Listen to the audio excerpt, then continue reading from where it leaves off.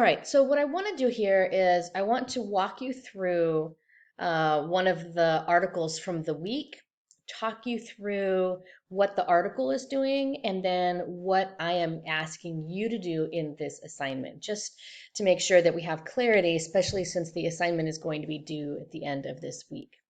All right, so this article comes from the October 14th version of the week. You could access it online. It's about Hurricane Ian. And again, it's part of that two-page spread, the main stories and how they were covered on pages 4 and 5. So your assignment asks you for 3 sections: what happened, what others said, and what you think.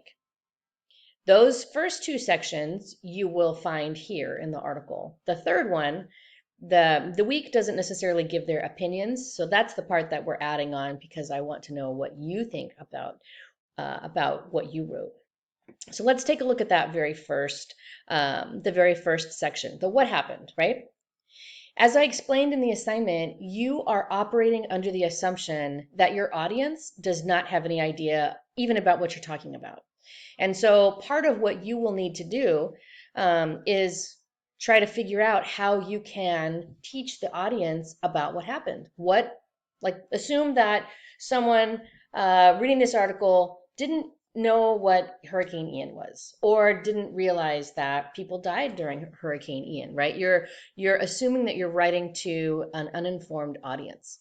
And so one of the things that I think the week does exceptionally well is they summarize main events in a way that makes you feel like, okay, now I have a good handle on what happened, right? And that's your goal. And that's actually, it's kind of a life skill to have, right? To be able to break something down to someone who maybe doesn't have any idea of what you're talking about, and ultimately leave them with a feeling of, okay, now I understand, right? And that's really your goal in this section. So this article's focus isn't on, oh, look, there's a hurricane in Florida. It's on, okay, the hurricane has happened, people have died, they're working on recovery efforts, right? And so what they do here is the article starts off by explaining a little bit about Hurricane Ian, how many people were affected, things like power outages, evacuations, that kind of thing. The initial cost, look at that, $66 billion, and that's early in the estimation stage. And then this is just a little bit, again, kind of continuing in that what happened. What they're focusing on this article is kind of debating between evacuation orders and whether or not those need to be mandatory, because for folks who want to stay, they ultimately need, and if they have to be evacuated, then it's under much more severe circumstances. So this first article, or this first section of the article, is talking about what happened. There is evidence here. You can see here there is a quote between President Biden and the Florida governor, Ron DeSantis. And you can include quoted material in your very first section. You don't have to, because you're summarizing the information about what happened. But if there's anything quoted that you feel like would add to that summary of what happened, you can feel free to include it. The second section is really where your evidence is going to kick in. And that evidence needs to have, your evidence needs to be a minimum of 4 different sources. Because your goal here in the second section is kind of like what they do here in the week. It's just like, okay, now you know what happened. And now what are people saying about that? Right? Because everyone's got opinions, right? I have an opinion, you have an opinion, the person sitting next to you has an opinion, even your cat or your dog has an opinion, right? And so the goal now is to kind of build on, okay, what happened? And now let's listen to what people are saying about what happened. And that is where you are going to be practicing integrating evidence.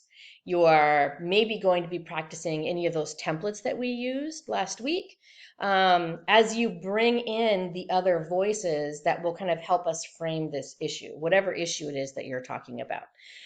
So one of the many things, again, I keep saying that, but one of the many things I really like about the week is that it's very readable. Now, there's a lot of evidence here, but it doesn't necessarily feel cumbersome as a reader. And that's because of how they are integrating that evidence. So look at the very first paragraph here. This is how the paragraph begins. Already the finger pointing has started, said the Miami Herald, right? That's a very readable sentence. Next sentence, quote, whose fault is it that so many people remained in harm's way when a monster of a storm like Ian hit? Lee County officials, DeSantis, residents determined to live by the ocean, all of them bear some responsibility. So this is kind of what this particular editorialist is having to say. Now, if the person at the Week had, or whoever wrote the article, had a person's name, they would have included that. But what this is telling me that they're pulling it just from the Miami Herald. This is probably something more like a general editorial, and those don't always have bylines, meaning they don't always have a specific author. But do you see how the sentences are blended in with the evidence? Look at this one. Our first priority must be providing emergency relief. But then, quote, we have to learn the terrible lessons of Ian. The best way to do that is an unflinching examination of exactly what did and didn't happen. Okay. Now you might be wondering, well, Miller, I don't even know where that came from. It came from the Miami Herald, right? So this whole little paragraph, small paragraph, is about the Miami Herald. Then you have another paragraph here about the Washington Examiner, okay? And so all of the evidence from this little paragraph is coming from the Washington Examiner. And then you have the actual individual folks. And so what they do in the Week is they've got what happened, what the editorialists said, and what the columnists said. And for our assignment, we're kind of combining those two for our second section. And that's why it's called What Others Said. So if in your research you found an article where you couldn't find a byline, it was just written by the San Francisco Chronicle, right? Then you can say, kind of like what they do here, said the Washington Examiner, said the San Francisco Chronicle. But maybe you found an article that was written by a person. You actually have, it was all written by a person. We're not reading robotic writings. But you actually have an identified author. Then you would attribute it like this, said so-and-so in whatever publication it is, right? So look at how that is done. This is the story of a ravaging storm, severely shifting winds, and gusts of hot air, said Steve Israel in The Hill. And again, look at how this evidence is blended into the sentence. And, quote, I'm not talking about Hurricane Ian, end quote. And so what this writer is doing is kind of blending the evidence into their own writing to help explain what other people are saying about this issue. Now, I know that this is a tough skill. I know it's hard to use evidence in this way. But one of the things that I want you to practice, and that is a skill that you're going to be using in this unit, and then certainly in the 5th unit for your longer essay, is this idea of using very specific evidence to help support the ideas that you're trying to convey.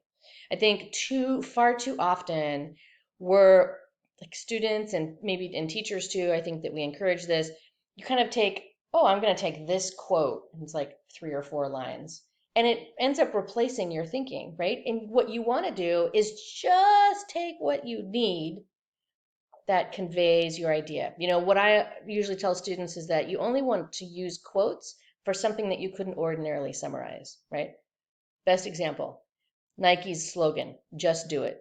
Could you summarize that? Well, yeah, you could, but you would lose a lot in the summary, right? You'd want to use that in quoted material. So, kind of thinking about that as, do I really want to use this quote? How is this quote really poignant? And I need to keep that wording. And so when you're working on this assignment, what you're going to be doing is really thinking about what evidence or what were people saying that you feel like, ooh, I really want to make sure that is quoted material. Like, for example, excuse me, what this writer did was dedicated a paragraph to the racial disparities that were exposed, not surprisingly for anybody who knows about hurricanes anywhere or natural disasters anywhere, but to kind of expose the racial disparities that resulted from Hurricane Ian. And so just take a look at what the writer chose to use for quoted material. As that aid is distributed, we need to address inequality and racial disparities, said Anna Rhodes and Max Besbris in NBCnews.com. Quote, homeowners in whiter and wealthier communities are likely to see their home values rebound more quickly. End quote.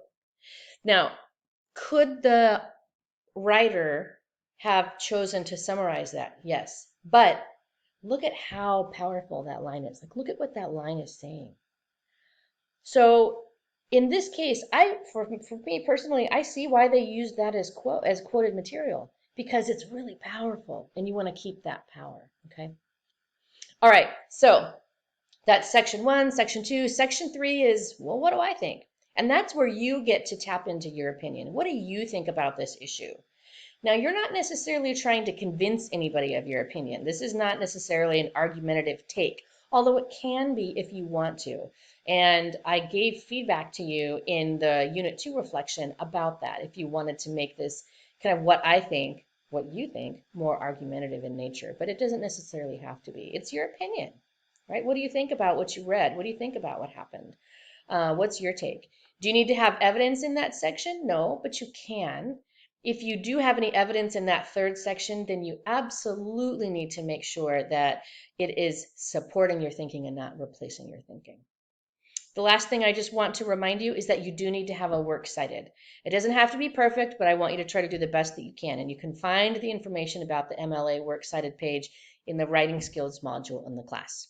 If you have questions about this assignment, if you're not sure about anything, please, please, please meet with me this week and we will try to work it out.